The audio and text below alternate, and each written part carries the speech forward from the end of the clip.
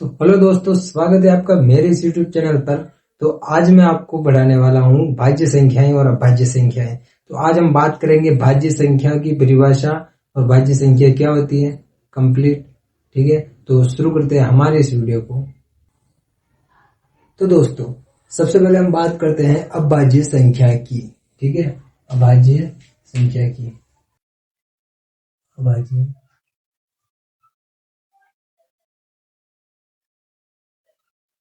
अभाज्य संख्या कौन सी संख्या होती है, ठीक है, वे मैं आपको बताता हूँ। अभाज्य संख्या वह संख्या होती है जो स्वयं के अलावा किसी और संख्या से विभाजित ना हो। ठीक है, उदाहरण के लिए जैसे कि 2 है, जैसे कि 2 है तो ये 2 सिर्फ 2 से विभाजित होता है और किसी भी संख्या से विभाजित नहीं होता है। ठीक है, ऐसे 3 है तो 3 सिर्फ 3 से विभाजित होता है और किसी से भी विभाजित नहीं होता है।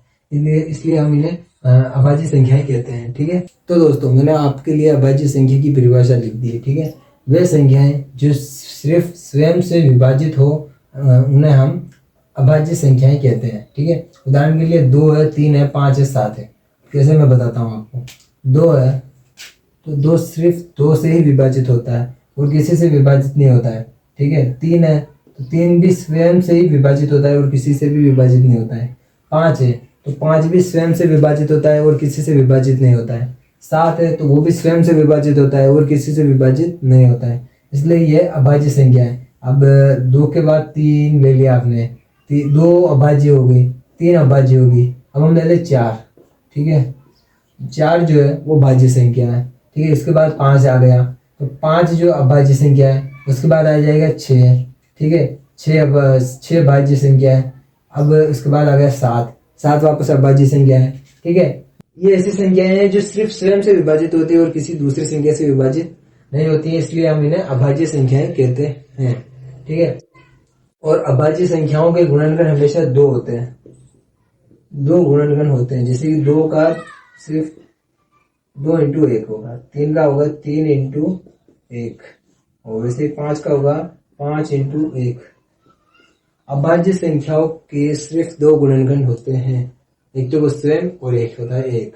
2 इंटू 1, 3 इंटू 1, 5 इंटू 1। ठीक है, ये अभाज्य संख्या जो मैंने आपको दिखाई है उनके गुणनखंड है। 2 के गुणनखंड 2 इंटू 1, 3 का गुणनखंड है 3 इंटू 1 और 5 का गुणनखंड है 5 इंटू 1। ठीक है, ये होती है अभाज्य संख्याएं।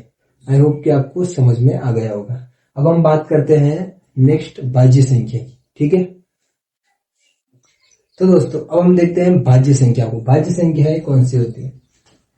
वे संख्याएं जो स्वयं के साथ साथ किसी और संख्या से भी विभाजित हो जाए उन्हें हम भाज्य संख्याएं कहते हैं। ठीक है, जैसे कि उदाहरण के लिए 4 है, 6 है, 8 है, 9 है, 10 है, ये सब भाज्य संख्याएं हैं। अब 4 है तो भाज्य संख्या क्यों है मैं आपको बताता हूँ। 4 जो है सबसे छोटी भाज्य संख्या है एक तो। ठीक है, और 4 जो है 2 से भी विभाजित हो सकता है और 4 से भी विभाजित हो सकता है। जैसे 6 है तो 6 भी 2 से विभाजित होगा, 3 से विभाजित होगा। 8 है तो 2 से विभाजित होगा, 4 से विभाजित होगा और 8 से भी विभाजित होगा।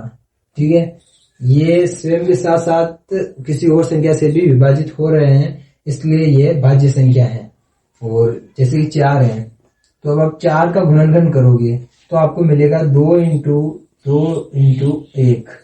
मैंने आपको बोला था कि अभाज्य संख्या के सिर्फ 2 गुणनखंड होते हैं।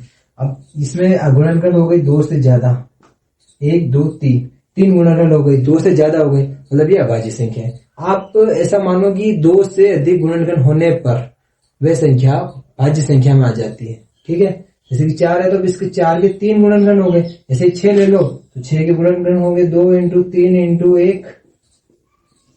ठीक है, आपको अच्छे से समझ गया भाज्य और भाज्य में क्या अंतर है, आपको समझ में आ गया अच्छे से। भाज्य संख्याएं के 2 से अधिक गुणनखंड होते हैं, अभाज्य संख्या के 2 से अधिक गुणनखंड नहीं होते हैं, सिर्फ 2 गुणनखंड होते हैं। ठीक है, और अभाज्य संख्याएं सिर्फ स्वयं से विभाजित होती हैं, जबकि भाज्य संख्याएं स्वयं के साथ साथ किसी और संख्या से भी विभाजित होती हैं। एक चीज मैं आपको और बता देता हूं कि सबसे छोटी भाज्य संख्या 4 है और सबसे छोटी अभाज्य संख्या 2 है।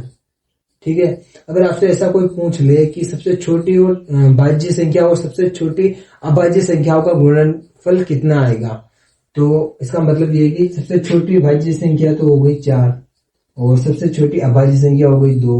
इनका गुणनफल कितना आएगा तो आपको बोलना है 8। ठीक है, एक चीज ये भी याद रखना।